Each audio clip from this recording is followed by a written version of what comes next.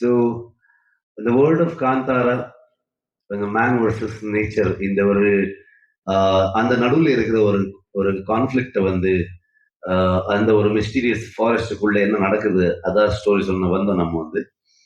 அதோட எக்ஸ்டெண்ட் தான். ஸோ மூலத்துல அந்த ஆதியில வந்து என்ன நடந்தது, எப்படி இருந்தது.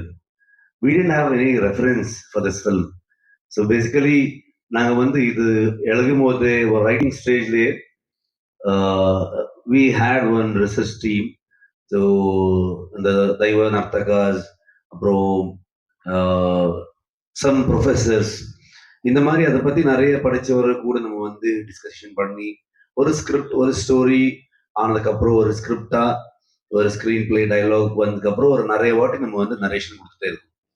So first person that is Aravind Kashyap. இந்த மாதிரி ஒரு ஃபர்ஸ்ட் பார்ட் ஆகட்டும், இந்த சாப்டர் 1 ஆகட்டும், நான் என்ன ஒரு நினைச்சேன், நாங்கள் என்ன ஒரு எழுதும், ஒரு இந்த மாதிரி ஒரு ஐடியா, ஒரு விஷன் வச்சுக்கிட்டு வந்தப்போ ஐ திங்க் இந்த மாதிரி ஒரு டெக்னீஷியன்ஸ் இருந்தா அந்த படம் எந்த அளவுக்கு வர முடியும், அதுக்கு ஒரு எக்ஸாம்பிள் தான் காந்தாரா நினைக்கிறேன் நான் வந்து.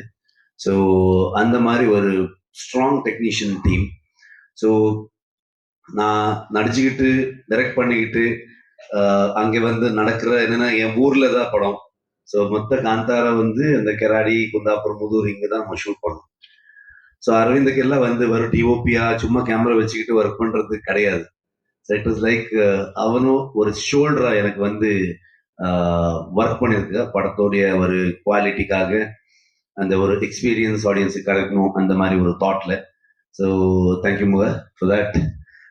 And Bangalore one of the best suggestion Aravind எனக்கு கொடுத்தது.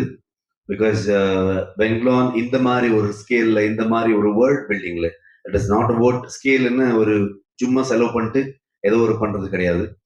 ஆனா அந்த ஸ்டோரியில, அந்த ஸ்கிரீன் பிளே இருக்கிற ஸ்கேல், அதுல இருக்கிற டீடைல்ஸ், ஸ்பெஷலி அந்த கிங்டம், த பேலஸ் ஆகட்டும், ஒரு போர்ட் ஆகட்டும், அந்த ட்ரைபல் செட்டில்மெண்ட் ஆகட்டும், இந்த மாதிரி எல்லாமே எலிமெண்ட்ஸ் கொண்டு வரும்போது ஸ்டோரி செட் இன் 4th century 5th century மாதிரி தான் இருக்கு.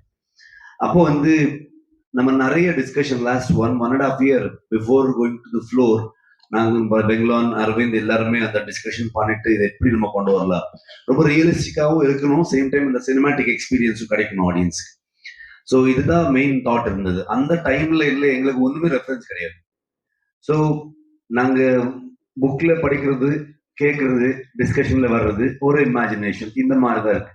ஸோ நிறைய ஆர்டிஸ்ட், காப்பன் ஒரு என்னோட டீம்ல இருந்த டிசைனர், எல்லா கேரக்டர்ஸ், அந்த அந்த லுக் அண்ட் ஃபீல் எல்லாமே சொல்லி சொல்லிதான் அதை வந்து நம்ம அதை ஸ்கெச் பண்ணிட்டு, அங்கேயும் நிறைய ஸ்கெச் ஆர்டிஸ்ட் வச்சுக்கிட்டு ஒரு ஃப்ரேம்ஸ் நம்ம கிரியேட் பண்ணிட்டு சில இமேஜஸ் எல்லாம் எடுத்து, ஸோ அது டிஸ்கஸ் பண்ணிட்டு நம்ம வந்து ஒரு இட்ஸ் கம்ப்ளீட்லி டீம் ஒர்க்.